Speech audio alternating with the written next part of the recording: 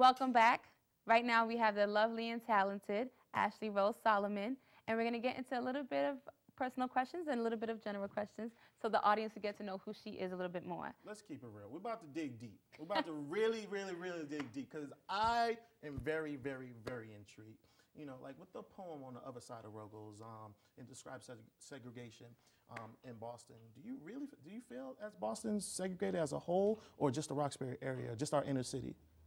I believe that segregation is more mental than it is physical. I use the physical barrier, the other side of Ruggles, to kind of describe, I think, people's mindsets a lot of time. In Boston, sometimes we personally keep ourselves in our own neighborhoods. If we're from Dorchester, we won't go to Mattapan. If we're from Mattapan, we're not going to Copley. Ain't that right? And I mean, I think the physical barriers don't help. True. You know what I mean? So when I wrote The Other Side of Ruggles, I was just trying to show people, like, you know, there's so little on one side that has so much culture but lacks so many resources. So why not let this membrane become permeable and go to both sides and allow, you know, unity to actually occur. So do you think it's just a Boston thing, or do you think it's an American thing? It's an American thing, definitely. I'm pretty sure The Other Side of Ruggles is in every city. If you go from here to Chicago, maybe to California, I guarantee you it might be a different station, it might be a different physical barrier, but again, just that whole separation, although we try to act like, you know, we're all together. You know, so I think it's a lot of separation. That's true. So where do you go, or if not, where do you go? Where do you find your inspiration in your poetry? Where do I find inspiration at? Within myself, probably, first and foremost within God. Just my own experiences growing up in Boston is kind of what a lot of my writing was about, which is why I called it random, because it wasn't any exact type of flow to it. Rather, it was just my own emotions. Writing became therapeutic for me. Okay. Have you experienced anything that you actually wrote about in that poem in terms of racism or inequality? Yeah, definitely. I mean, I grew up in Archdale. I'm from the Archdale Projects originally. So okay. Having been in Archdale and then going to a place like Northeastern and being in Boston, you could start to see the divide, because when I'm in class at Northeastern, sometimes they don't know about that. They're like, oh, Boston's so clean, it's so nice, there's no problems at all, because there's this whole wall that literally eclipses a whole nother neighborhood. And personally, myself, yeah, just being in class and kind of always have to be the testimony for all the rest black of Boston. I hear you. You know what I mean? I always agree having with to that. testify, so, you know, let me just put in a poem, maybe you'll understand it a little better. So that's Ain't why I that wrote The Other true? Side of Ruggles. That's nice. Speaking of that, what makes your poems unique? What makes you stand out, you know, from Besides every that other beautiful writer hair? out there? Yeah, besides, I love it. Oh, like, thank you. I change my hair all the time, so hopefully it's not the hair. I might be like Samson out here, right? What makes my poetry unique? I think it's because I am Boston in a certain way. I'm as Boston as BNBL, so I think people can relate to me. I write from my heart. I really don't try to channel my writing. I write exactly what I feel and hope that somebody else feels the same way, or I help liberate somebody else and make them feel less alienated through my writing. Cool. Oh, man, that's mean, crazy. That was good. Like, all right, so in 3 words, how would you describe your poetry? I would say it's creative. I hope that it can be inspiring. And I would always say that it's probably my opinion at all times. So. See, I actually, Opinionated. now don't describe me, just describe your poetry. I'm just saying. That's cool, that's cool. Oh, So man. as a beautiful black educated woman, what's your advice for other young women who or young girls who are youth who want to be a poet, or who have inspirations but probably have writer's block or don't know where to get their inspiration from? First and foremost, you got to start writing. I didn't start off as a poet at all. I started off actually competing in oratory competitions in college. And it was through writing in speech competitions that I realized I liked the stage and I liked to write, and just trying different things. And I mean, as a young woman, you know, the sky's the limit. Use people around you to your best benefit. The elders want to share so much with you. I'm telling you. That's probably, I started to learn about more subjects to write on once I started to talk to other people that did it, but just being open-minded and ambitious. Oh, that's cool. Just to go off subject just a little bit, you know, with poetry and everything, because it's almost like poetry, someone said poetry is music without the music, you know, actually. So do you think, you know, like for the future, do you think that like old school music, you know, can, like, you know, I'm sorry, I'm trying not to stutter my words. You know how like some new music they take from the old school. So you think they do the same thing with poetry? Yeah, poetry's always old school. It's the oral tradition at the end of the day. So, I mean, before they were like Bibles and stuff, it was the poets who were giving the oral word to people. So I think poetry's one of the things, just like music, it's universal and it'll live on forever, man, no matter what. I think it'll definitely be remixed, you know, beats will be added to it, you know. I definitely even do that myself. People are like, are you a spoken word poet or a poet? I'm like, when did the separation come? I don't know, but at the end of at the end of the day, I figure it all to be poetry. Even some rappers I feel are poets, you know. Like Tupac was definitely a poet. Exactly. I teach a class called Urban Voices at the Edwards School where I teach spoken word poetry, and that's basically, we study Tupac Shakur for that one reason. He's so much in two worlds, but we realize that's really just one world at the end. Okay, well, since you mentioned teaching, which is a good thing, because I know the youth is very important, you have a lot to tell them. What other things do you do besides teaching? Do you have a book coming out or anything else you want to talk about? Definitely. I opened my own nonprofit called Art of Ocean, and basically what it does is it actually teaches spoken word poetry, dance, and we even actually extended it to teach rugby with the Boston 13 recently. But it's just a means to use the arts as a means to like relate people in urban communities. You know what I mean? So that's what I do. I teach spoken word poetry to kids in rehab, people going through depressions, and teach them that writing can actually free your soul eventually. Yeah, just like working out, do anything that's positive, and I think you can grow. Yeah, and your book? Oh, the book, Random Thoughts of a Capricorn. You can also find my poem, The Other Side of Ruggles, in a book called Poetic Liberation that will be released by Skia Teray, Everett Hogan, and Tonto G. Skia Teray, I met him. Yeah, Skia is an amazing poet. He got Black Arts Movement. I owe a lot to him. I work under him as a student. He's amazing. He is. Cool. So do you just, like, when it comes down to it, you know, with the book coming out, what do you describe yourself as? Do you describe yourself as a poet, an author, both, an artist, you know, in general? Like, in your, like, of course it's your opinion because it's you, but what do you describe yourself as? An activist, probably, before anything. I use poetry probably as a means to get the message across. I realized, you know, soapbox preaching didn't always work for me.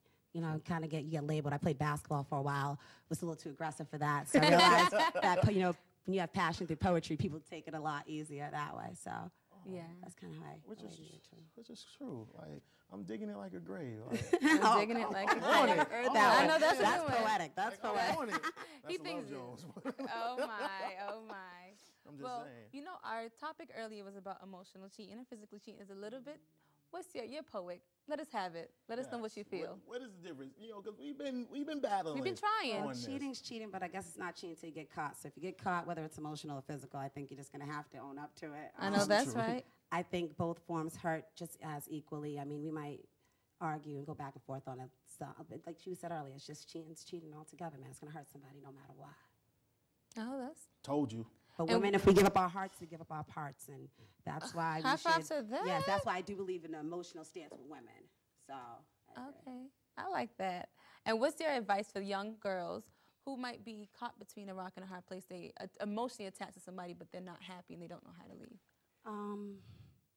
If I had advice for you, just stay positive. I mean, I think everyone leaves at their own, you know, the door revolves differently for every person, but just try to stay positive and realize you are her before you met him. You'll be who you are while you're with him. You'll be who you are after him. So that'd be my advice, man. Stay real to yourself first.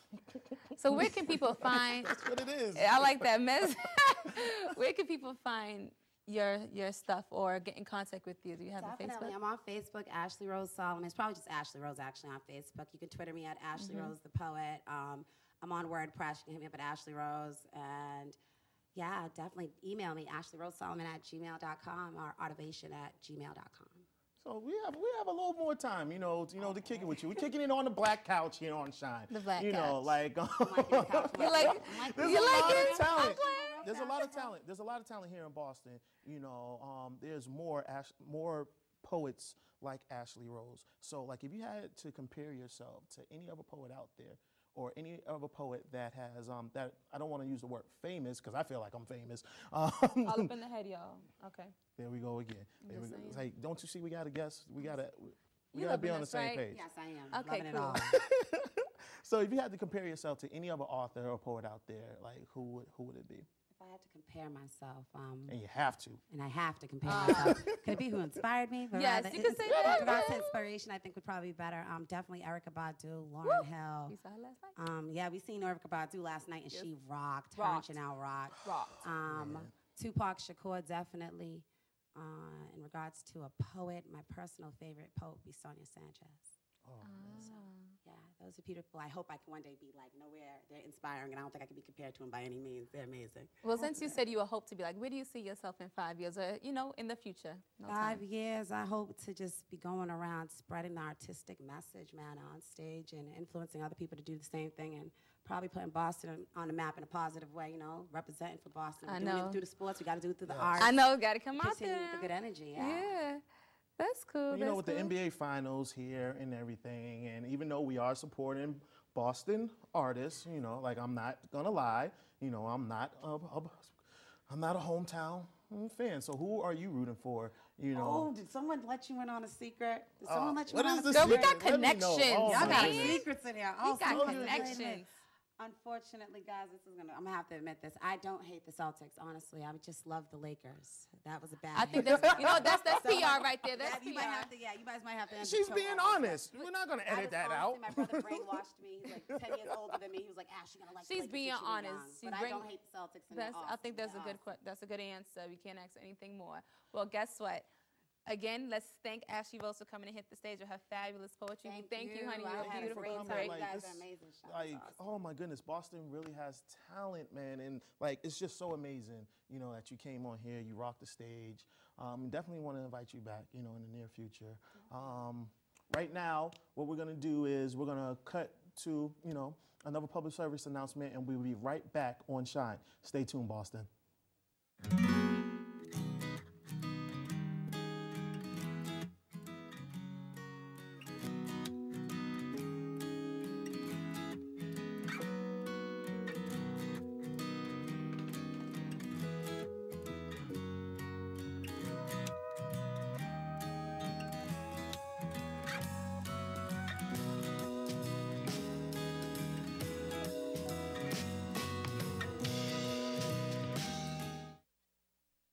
Hey girl, ¿qué pasa? My weekend was crazy, from what I can remember. Wait. Slow down, chica. Take it easy. A what? A picture of me? Who sent it to you? How did she get it? I'm not even friends with her. You gotta send it to me now. This must have been from Saturday night. I was so high. Who do you think got it?